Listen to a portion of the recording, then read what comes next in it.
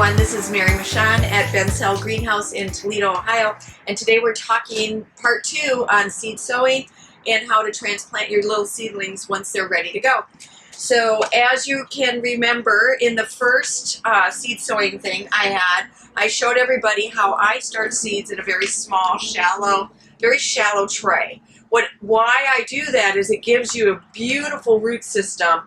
It thickens the roots up so that when I'm ready to transplant and I pull these plants out, they have a really great root system and it gets that plant going even faster, as opposed to just having one tiny little root system that has to fill out another pot when you transplant it.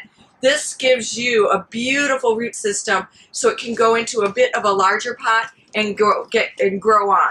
And I want to talk real briefly too about making sure that you're not taking like these are the little polka dot plant seedlings. I wouldn't take something like this even though they have a really nice root system, I wouldn't take it and stick something this tiny into a big pot like that.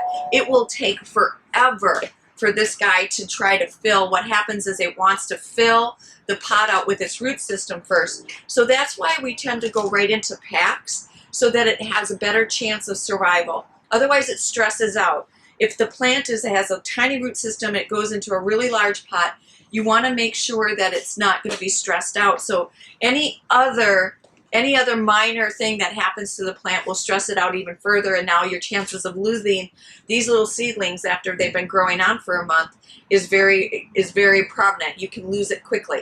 So when you transplant, when you have little guys like this, transplant first into a smaller pot. You can actually keep this guy in these little cells for probably 3 or 4 weeks before you have to transplant them again into the ground. So just make sure when you plant something this big, you don't go into something this tiny. Makes common sense. Even this guy is a little bit too small for such a big root system. So make sure you're choosing the right container with the right root system. Over here in this tray, I've already kind of moved these guys around, but this was a tray that we had done in part 1, and this is Brandywine tomatoes. And I left them in this tray because I want everyone to see that these have been in this tray for at least a month, and they're doing beautifully. They have a beautiful root system, so I'm just going to grab a hold of these few tomato plants, and you can see how nice that root system is. So what I'm going to do is there's 4 different plants here. This guy's huge, so when I transplant him, he's got a beautiful, nice, thick root system. He's going to go directly into a large pot, and I'll grow him on. He won't go outside yet because it's still middle of April. We need to wait till the middle of May for our frost-free date here in Ohio. But he's going to grow into a really large pot. And then these guys, look at that long, nice root system. And that's what happens when you plant them in a very shallow system. They take over and they thicken, and that's why you want to do this. So these guys, I have little pots here, and I just put soil in my little pot. This is the last pot that it's going to go in before it goes out for sale. And I'm just going to drop it in there, push the root system down, and let it go. I'm going to water him in, and he'll stand upright in about 3 days. He'll be standing upright. And this guy is ready to be sold and ready to go outside only when the weather is cooperating.